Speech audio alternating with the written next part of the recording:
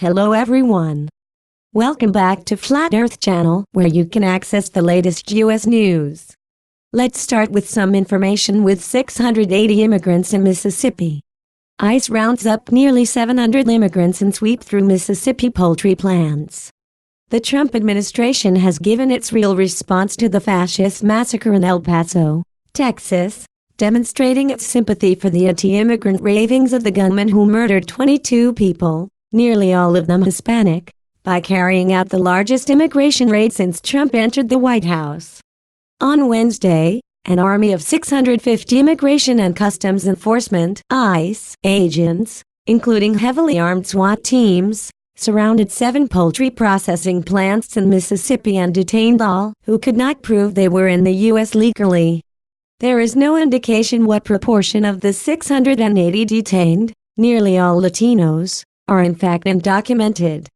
ICE officials said all those without documents would be processed for deportation, with a few humanitarian exceptions.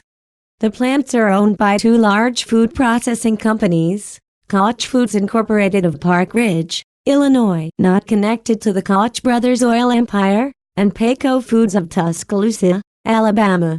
They are located in 6 small towns ringing the city of Jackson, the state capital: Bay Springs, Canton, Carthage, Morton, Pelahatchie and Sebastopol.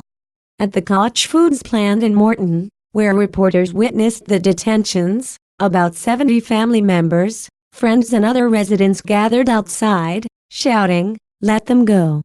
Let them go!" as 3 buses were driven up and filled with detainees. Workers were handcuffed with zip ties, their belongings were placed in plastic bags, and they were boarded onto buses destined for the Mississippi National Guard base in Flowood. Press reports said that the nearly 700 workers would be processed at an airplane hangar on the base, separating them into various categories, ranging from those to be immediately deported to those to be released because they were in fact U.S. citizens. Please, can I just see my mother, please? Her mom is the only one she has. That's her guardian. I need my dad for me. My dad didn't do nothing. He's not a criminal. In a previous large-scale raid in Tennessee, the day after 100 workers were detained, 500 children did not go to school. Given the far larger scale of the Mississippi raid, it is likely that thousands of children are being directly affected. In Scott County, where Morton and Sebastopol are located, school superintendent Tony McGee told the press that students ranging from kindergarten through high school had a parent detained in the raid. He said that school bus drivers had been asked to return children to their school if there was no one at home to receive them. ICE and Justice Department officials claim that there was no connection between the timing of the raid and Trump's visits to Dayton, Ohio, and El Paso, Texas, the same day. The U.S. Attorney for the Southern District of Mississippi, Mike Hurst, told reporters, "This operation began over a year ago. You don't bring over 650 special agents from across the country into the Southern District of Mississippi in a matter of 3 days without preparation for months and months and months." There is no doubt, however, that Trump was well aware as he set out on Air Force One that ICE agents were fanning out across southern Mississippi to make hundreds of arrests.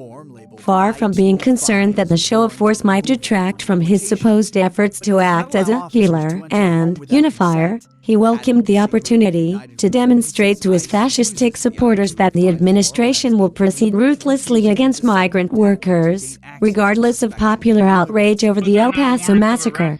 Official statements issued by ICE were full of the bureaucratic jargon that is designed to obscure the horror being meted out to hundreds of workers, guilty of nothing but trying to feed their families by working at some of the most thankless and low-paid of jobs at chicken killing and processing plants whose line speeds make the work both exhausting and dangerous.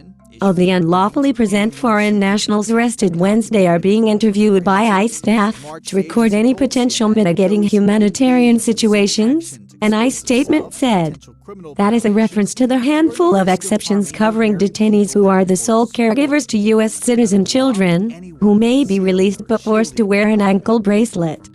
The vast majority, however, will either be put into deportation proceedings now, or if they have already been issued final deportation orders, put onto planes to take them to Mexico, El Salvador, Guatemala or Honduras, the home countries of most of those detained. Acting ICE Director Matthew Albence reiterated the administration's position that it did not seek to separate parents and children, but that arrests would lead to family separations as part of the normal operation of the criminal justice system. Asked what would happen to workers who have children in the U.S., Albence said affected children would be placed with other family members, and, in some instances, parents could be released with ankle bracelets. The number of businesses targeted for worksite investigations has increased by over 300% in the last fiscal year alone. In 2018, Homeland Security Investigations (HSI) opened 6,848 worksite investigations, compared to 1,691 in 2017, according to an ICE news release. Newsweek reported that since 2016, there has been a 650% surge in workplace arrests by ICE. The majority of those arrested in the sweeps have been from Mexico. However, arrestees have also included citizens of Honduras, Venezuela, the Czech Republic, Kazakhstan, Peru, El Salvador, Guatemala, Colombia, Iran, Nigeria, Korea, the Philippines, Romania and the United Kingdom. Most of the undocumented in the U.S. are workers currently in the labor force. According to the Pew Research Center, 8 million of the nearly 11 million undocumented immigrants participate in the labor force. They account for about 5% of all workers. Wednesday's raids in Mississippi underscore the real danger of fascism, which arises not primarily from the actions of individual mass murderers like the El Paso gunman, but from the mobilization of state forces, like the modern-day Gestapo of ICE and the Border Patrol, and the ultra-right political movement being built up by Trump.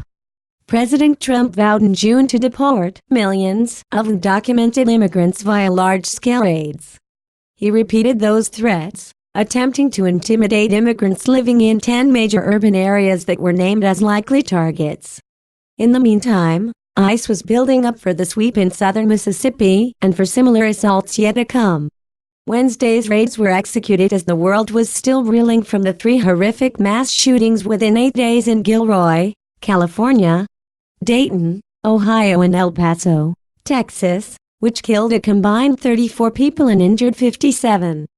Trump's cynical visits to Dayton and El Paso on Wednesday, where he postured as consular-in-chief, were met with angry crowds who realized that the real response from the White House to the mass shootings is more immigration raids and intensified xenophobic filth. Before departing for Dayton and El Paso on Wednesday, he dismissed criticism of his use of xenophobic language that was echoed in the fascist manifesto of the El Paso shooter, claiming, "I think my rhetoric brings people together. Our country is doing really well." Trump's Democratic opponents make a pretense of opposing his advocacy of racism and anti-immigrant bigotry. Former Vice President Joe Biden, the current leader in the polls for the 2020 Democratic presidential nomination, gave a major speech Wednesday in Burlington, Iowa, denouncing Trump. In both clear language and in code, this president has fanned the flames of white supremacy in this nation, Biden said. "We have a president who has aligned himself with the darkest forces in this nation. Trump," he continued, "has publicly and unapologetically embraced a political strategy of hate, racism, and division, adding that he had more in common with George Wallace than George Washington. This is no doubt true, but Trump has yet to match the deportation records set by the Obama-Biden administration, which deported more than 400,000 immigrant workers in 2012, compared to the highest figure under Trump, 256,000 last year." And Biden said nothing about the role of the Democrats in Congress, who went on summer recess after approving a budget deal that fully funds the Department of Homeland Security, including money for many ICE raids like those conducted Wednesday, as well as funds for more detention centers and more ICE and Border Patrol agents. The Democrats have focused their efforts on dissipating and suppressing mass popular opposition to Trump and facilitating his reactionary pro-corporate, authoritarian and militaristic agenda. The budget legislation pushed through Congress by the Democrats was accompanied by a pledge from House Speaker Nancy Pelosi and Senate Minority Leader Chuck Schumer that there would be no further legislative challenge to Trump's actions in diverting Pentagon funds to build his long-promised wall along the U.S.-Mexico border. Thanks for listening. Please subscribe our channel to update the latest news in America.